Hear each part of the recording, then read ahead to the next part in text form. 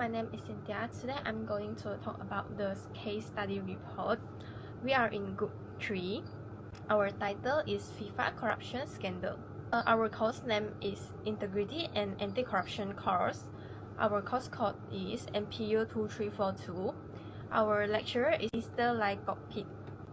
Here is our group members. We have 4 members. I'm the first one in the picture. I'm Cynthia. And the second one is Nuri Ashikin. Also our Emmanuel Key, and the last one is John Liao. We're going to present the project introduction. FIFA is the main organization that controls football around the world. Because football is so popular, FIFA has a lot of power, but in 2015, its reputation was badly hurt when a big corruption scandal was discovered. Some top officials were catched doing illegal and dishonest things. This leads to their removal from FIFA and start many changes in the organization. People around the world began to ask for more honesty and openness in groups like FIFA.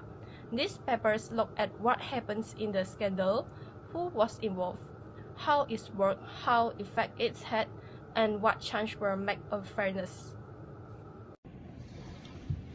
Hello, my name is John. I will continue for the introduction and I'm going to present about FIFA background.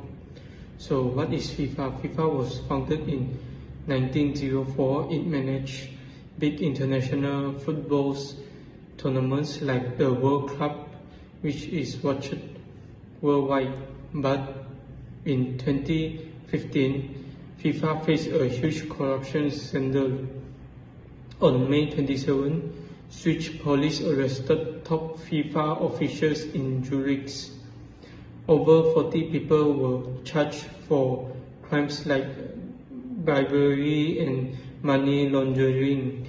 More than $150 million in bribes were taken mainly for media and marketing rights.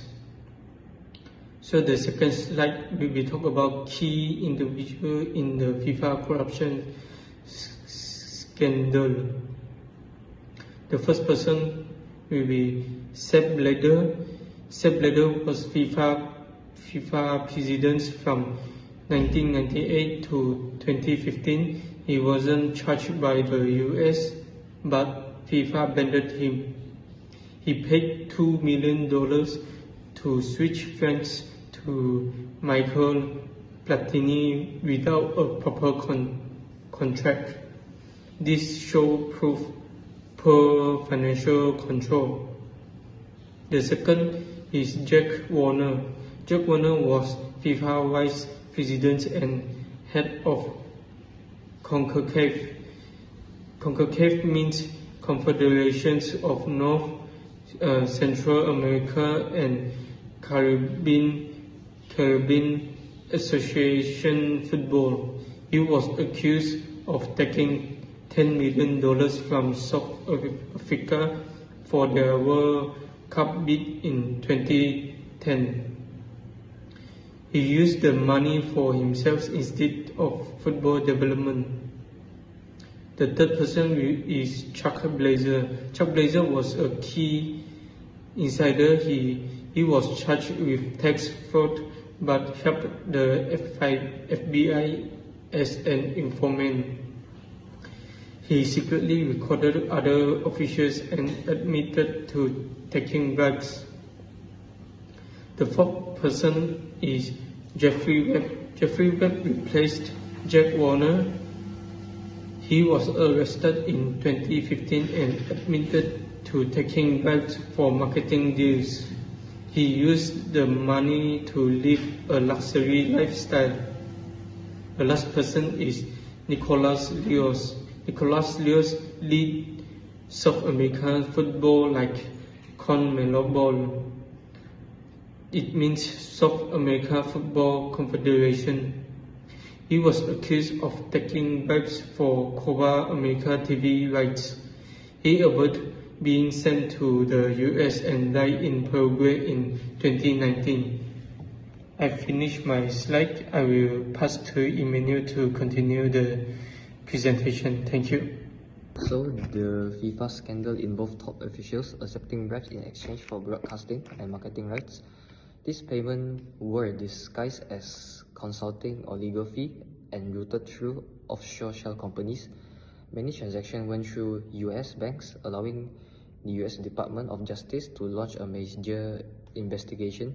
Bribes were also used to influence World Cup host selection, compromising the integrity of the bidding process. Internationally, FIFA's reputation was badly damaged.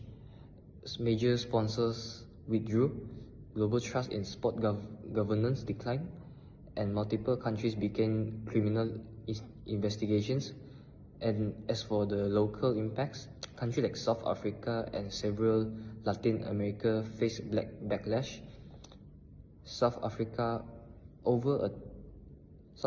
has over a 10 million bribe linked into the 2010 World Cup, and Latin American federations lost credibility and reduced support for football development.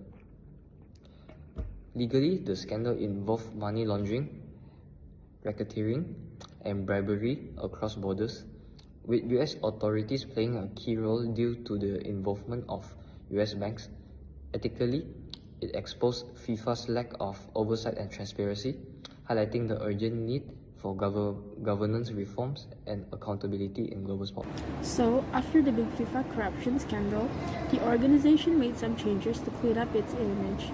They added terms like limit for top access and shared more financial info like salaries. They also created an ethics community to handle misconduct. But even with all these changes, people still question whether FIFA is really serious about reform, especially after choosing Qatar to host the 2022 World Cup, which brought up a lot of human rights concerns. The scandal was a wake-up call. It showed how dangerous it is when there's too much power and not enough oversight. Whistleblowers and journalists played a huge role in exposing everything. It also showed how politics and money can mess with sports. Just look at the controversies around the 2010 and 2022 World Cups. Overall, it reminded us that fighting corruption needs global teamwork and strong laws. In short, the 2050 scandal exposed major bribery and fraud, over $150 million in kickbacks. Big names like Sepp Blatter and Jake Warner were involved. FIFA reputation took a hit, and while they've made some changes, recent controversies like the Qatar World Cup make people wonder if real progress is being made.